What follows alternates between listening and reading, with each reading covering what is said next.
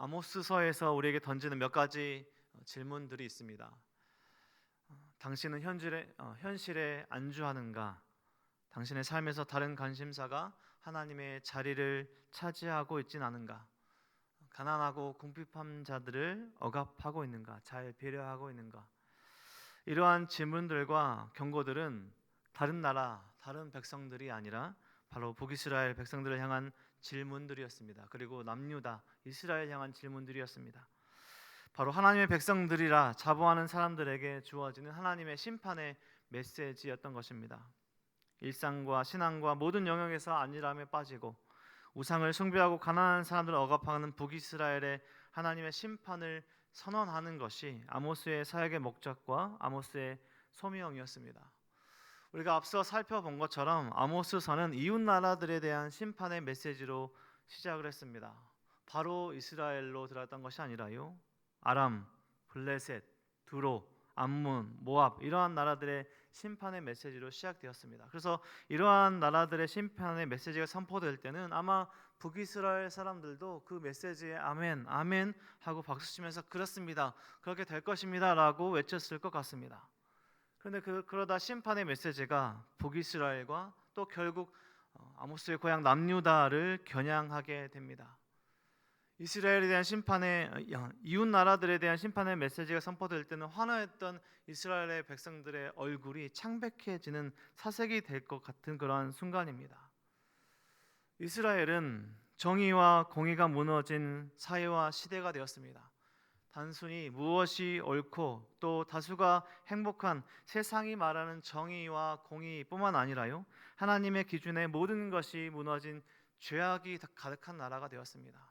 하나님의 나라, 하나님의 백성, 그렇게 말하던 사람들의 나라와 백성에 죄악이 가득한 사람들, 죄악이 가득한 나라가 되었던 것입니다.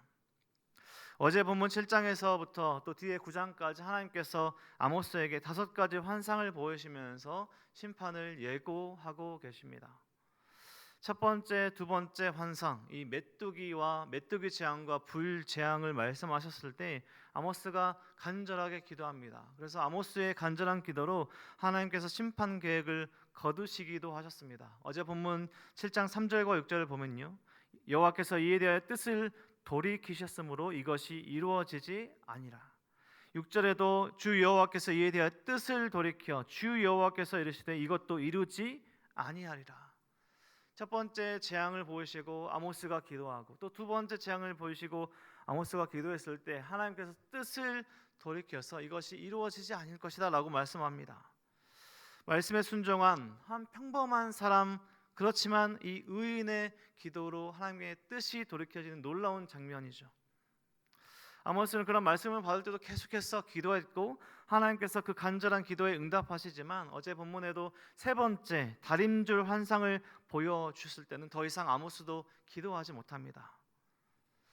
이스라엘은 그동안 다림줄로 아주 정교하게 궁전도 지었을 것이고 요새도 지었을 것이고 그들의 산당도 아주 다림줄로 정교하게 지었을 테지만 그들의 삶은, 그들의 신앙은 하나님께서 다림줄을 세우셨을 때 그들의 삶이 하나님의 기준과 맞지 않았습니다. 현실에 안주하며 안일한 신앙생활, 그리고 하나님의 자리에 다른 우상을 대체하고 가난한 사람들을 억압하는 말씀과 삶이 완벽하게 어긋나 있는 틀린 삶이 되었습니다. 하나님의 그 다림줄에 맞지 않는 삶이 되었던 것이죠. 오늘 본문은 다림줄 환상 이후에 북이스라엘과 또 북이스라엘 하나님의 말씀을 전하는 베델의 제사장 아마샤와 또 아모스가 충돌하는 장면입니다. 오늘 본문 첫 절 10절에 한 사람이 등장하는데요, 베델의 제사장 아마샤가 등장합니다. 계속되는 이스라엘 죄 고발과 심판 예언을 막아서는 베델의 제사장입니다. 북이스라엘 왕 여로보암의 권력을 힘에 등에 업고 정치와 종교, 이 막강한 힘을 가지고 있었을 이 종교 안에 종교 지도자인 것이죠. 북이스라엘의 모든 기득권을 가지고 있었을 아마샤가 등장합니다. 베델의 제사장 아마샤, 오늘 본문에도 왕에게 자신의 뜻을 이야기하면 왕이 그대로 따라와 주는 사람입니다. 한마디로 베델에서는 북이스라엘에서는 막강한 힘을 가지고 있었을 아마샤를 이야기하는 것이죠. 제사장 아마샤의 시대라 말할 수 있는 시대입니다. 그 앞에 누가 있냐면 평범한 목자 아모스가 있습니다. 북이스라엘 사람도 아니었고요. 남유다의 평범한 목자 아모스가 그 앞에 서 있습니다. 하나님의 그 다름줄에 맞는 아마샤였다면, 오늘 본문에서처럼 정상적인 제사장 아마샤였다면 아모스를 통해 주신 하나님의 말씀을 듣고 먼저 자신의 죄를 통회하고 회개하고 왕에게도 이런 하나님의 말씀을 전해서 왕과 백성 모두가 하나님의 말씀으로 돌아오기를 아모스와 함께 힘썼을 것입니다. 정상적인 하나님의 말씀의 제사장이었다면 말이죠. 하지만 아마샤는 오늘 본문에서 드러나는 것처럼 하나님의 말씀을 듣는 것에 관심이 없었습니다. 그의 관심이 어디에 있는가는 오늘 본문을 통해서 알 수 있는데요, 자신의 지위, 권력, 돈, 이러한 것을 유지하는 것을 염려하는 제사장, 베델의 제사장 아마샤입니다. 12절 말씀 보면 선지자 아모스를 선견자라고 이야기하면서 하나님의 말씀을 전하는 사람이 아니라 환상을 본 것을 떠드는 자라고 폄하하며 비난하는 장면도 볼 수 있습니다. 남유다 땅에서 예언하는 것은 상관없지만 이 북이스라엘 종교의 중심지 자신이 지역하고 있는 자신의 있는 이 지역 베델에서는 예언하지 말고 떠나라라고 오늘 본문에서 이야기합니다. 베델이 어떤 곳입니까? 하나님의 집이라는 베델 이름이 아닙니까? 창세기 28장에 야곱이 하나님의 말씀을 받는 은혜의 땅 베델이 아마샤의 오늘 말처럼 더 이상 하나님의 집 베델이 아니라 북이스라엘 왕의 성소이고 나라의 신전, 그저 왕권을 위한 장소가 되었음을 알 수 있습니다. 오늘 13절 말씀에 다시는 베델에서 예언하지 말라, 이는 왕의 성소요 나라의 궁궐임이니라. 하나님의 집 베델이 이제 더 이상 하나님의 집, 하나님을 예배하는 것이 아니라 왕권을 위한 장소이고 나라의 궁궐이 된 지역이 그 땅이 되었습니다. 그저 왕권을 위한 장소가 되어버렸습니다. 이런 아마샤의 공격에 아모스는 선지자도 아닌 평범한 목자인 자신이 하나님의 말씀을 전하는 것은 하나님의 부르심이었고 소명이었음을 이야기하면서 하나님께서 주신 말씀들을 아마샤에게 전하고 있습니다. 말씀을 거부하고 전하는 것을 막는 아마샤, 그 자신과 집안에 임할 저주와 심판을 이야기하며 오늘 본문이 마무리되고 있습니다. 권력자, 실제적인 핍박을 가할 수 있는 그 힘 앞에 아모스는 자신의 부르심대로 자신이 해야 할 일들을, 할 말들을 담대하게 행하고 전하고 있습니다. 하나님은 지위가 아니라 말씀의 순종함을 보시는 분이시죠. 오늘 본문의 제사장 아마샤 시대에 말씀을 전하는 평범한 목자 아모스를 보게 됩니다. 자신이 가진 힘과 지위로 하나님의 말씀을 전하지 못하게 하는 한 제사장, 그리고 그 앞에 어떠한 위험과 어려움에도 담대하게 하나님의 말씀을 전하는 평범한 한 사람, 목자 아모스가 나옵니다.